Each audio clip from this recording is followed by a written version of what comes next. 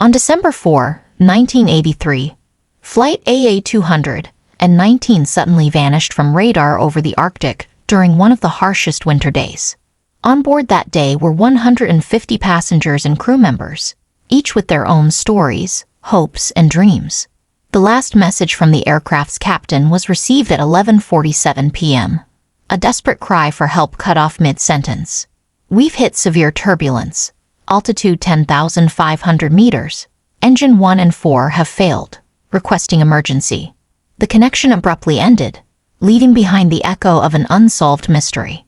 7 search planes and 3 icebreakers spent 450 exhausting hours combing the area, but no trace was found. For 40 years, the mystery remained buried under ice, as if guarded by nature itself, until January 2024, when a military satellite accidentally detected a metal object hidden in the Arctic Circle's ice. Alarming satellite images revealed an unnatural shape within the ice, raising doubts about the anomaly's natural origin. Dr. James Landon had been preparing for this expedition for 15 years. Every day of his life was devoted to one goal: finding Flight AA-219. His team consisted of the elite of polar researchers. Sarah Collins, a meteorologist with 20 years of experience in polar regions and special training at NASA. Mike Thornton, a former aviation accident investigator from the NTSB with Antarctic experience. Emily Chen, a forensic expert famous for solving the ice mummy case in Greenland, and Robert Walsh, a retired Navy SEAL with 10 years of Arctic missions. These individuals were surrounded by legends and whispers of their abilities. Some said they could survive even on the moon if needed. 12 technicians, 3 doctors, and a group of ice specialists joined the core team, creating a perfectly coordinated mechanism for the most challenging expedition of their careers. Each team member was not just a professional but a true pioneer ready to face the unknown and the unbelievable. The expedition transported 84 tons of equipment to the suspected crash site using 3 C-130 transport planes. The camp was set up with military precision. Within 18 hours, 6 insulated living modules were installed. 3 satellite antennas were assembled, and 2 200-kilowatt diesel generators were activated. The technical setup seemed capable of withstanding the harshest conditions of the Arctic wilderness. The cold penetrated every metal component, as if testing whether the equipment could function in the kingdom of eternal ice. 4 reconnaissance drones equipped with experimental deep scanning radars created a detailed 3D map of a 5-square-kilometer ice field in the first 48 hours. During rare moments of rest, the drone operators exchanged grim looks, fully aware that a scene of real tragedy lay beneath the ice. At dawn on the 3rd day, weather conditions became a true test. Thermometers showed -42 degrees Celsius. The wind strengthened to 18 meters per second, and visibility dropped to 200 meters. It seemed as though the Arctic itself resisted human intrusion, erecting insurmountable barriers. Early that morning, a drone operator spotted the first signs of a metallic structure. Soon, the ground team reached the designated point and saw the tail of the plane protruding from the ice at a 40-degree angle. Radar scans revealed the fuselage extended 27 meters into the ice. Extracting the plane was a remarkable engineering feat. A unique controlled thawing system, TS-4000, was deployed. 20 thermal elements placed around the excavation site melted ice at a rate of 3 centimeters per hour. Every 15 minutes, a computer recalculated the load on the ice structure. 8 hydraulic supports held the walls to prevent collapse. It was not just a technical operation, but a true battle between humans and the Arctic elements. When the ice cracked, the sound was like thunder, and everyone's heart froze at the thought of a possible disaster. After several hours, the first team of researchers entered the aircraft through the emergency exit above the left wing. The cabin temperature was -38 degrees Celsius, turning the interior into a perfectly preserved time capsule. Each researcher was equipped with utmost precaution. 2 oxygen tanks and the latest generation thermal imaging cameras, resembling astronauts landing on an unexplored planet. Along the aisle lay fragments of bags and gloves, as if someone had desperately tried to cling to fading hope. The next discoveries left the team paralyzed with emotion. Frozen cups of coffee on tray tables, as if time had stopped at the moment of the crash. Open magazines on seats, their pages frozen in eternal stillness. A child's doll lying in the aisle between seats 32D and 32E, a silent witness to the tragedy.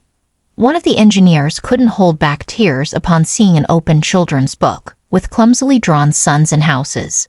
The image of his own daughter immediately flashed before his eyes. In the front section, evidence of a desperate struggle for survival was found. In the business class cabin, passengers had built a makeshift shelter using 47 life jackets and 12 suitcases, a true testament to human ingenuity in the face of inevitable death.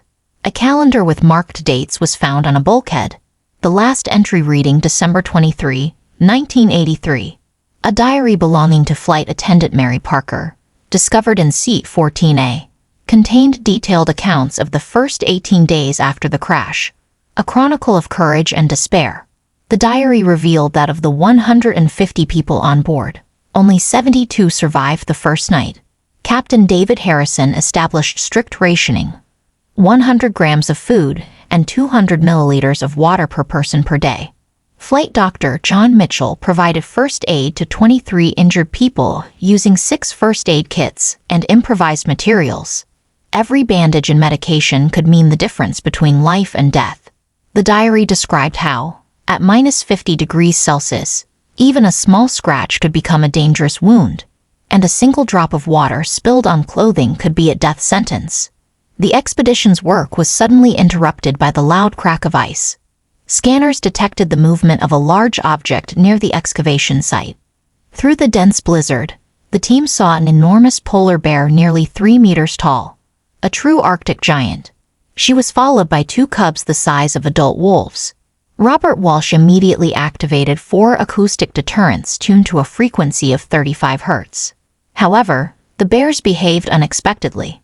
The female methodically inspected the perimeter of the excavation, sniffing every new piece of equipment with primitive caution and curiosity.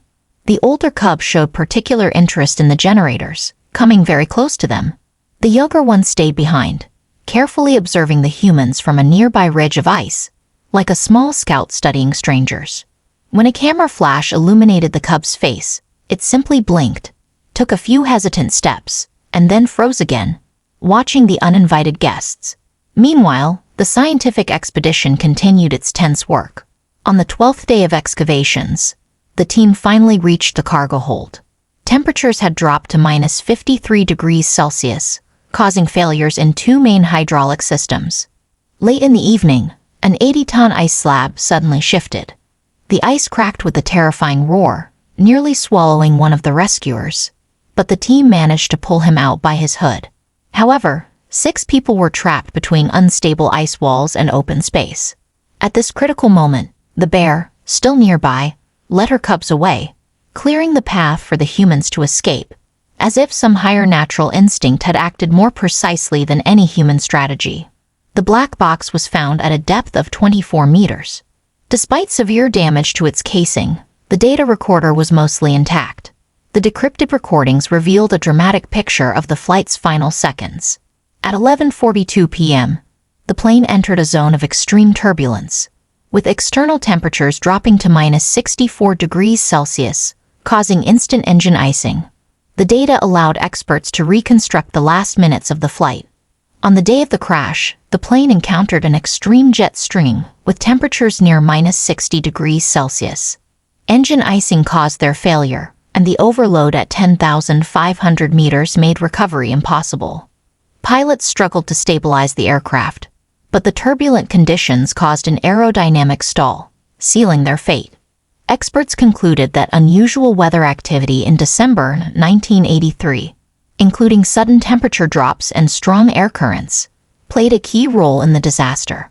Over the course of late at night, when the wind fell to an eerie silence, the team stared into the white void, trying to detect the shadow of the curious mother bear sliding across the ice. During the final week of the expedition, the behavior of the bears left the researchers baffled. The mother began bringing her cubs closer to the camp, spending 3 to 4 hours observing the team's work. The older cub had learned a safe route between the generators, moving without alarming the technicians. Cameras captured several instances where the bears appeared to help identify dangerous ice sections, acting like silent guides through the polar expanse. At times, it even seemed that the bears were somehow connected to the tragedy of Flight AA-219, silently pointing out the dangers hidden in the eternal ice. Before their departure, the team collected an enormous amount of data: 842 high-resolution photographs, 156 hours of video footage, and 1,300 terabytes of information from sensors and radars. The black box contained 2 hours and 18 minutes of cockpit recordings and technical data. Diaries and personal belongings of the passengers filled 24 specialized containers, each one a time capsule preserving the memory of human lives. On the final morning, with the temperature plunging to an incredible -58 degrees Celsius, something inexplicable happened. The mother bear brought her cubs almost to the main module. They watched as the equipment was loaded for 2 hours, motionless, cautious, but showing no signs of aggression. Shortly after lunch, helicopters began evacuating the team. The last glance at the excavation site revealed a striking image. 3 white figures stood on the edge, the bears bidding farewell to the uninvited guests who had disturbed their 40-year solitude. Dr. Landon couldn't shake the strange feeling that they were not just researchers but unwilling participants in ancient Arctic drama. The investigation into Flight AA-219 made a significant contribution to understanding the dangers of flying in extreme latitudes. The results of the expedition prompted a revision of aircraft operating protocols in polar regions. Technologies developed from the data retrieved from the flight are expected to prevent numerous accidents in the coming decades. The mystery of Flight AA-219 was finally solved. But how many more secrets lie hidden within these silent, frozen lands?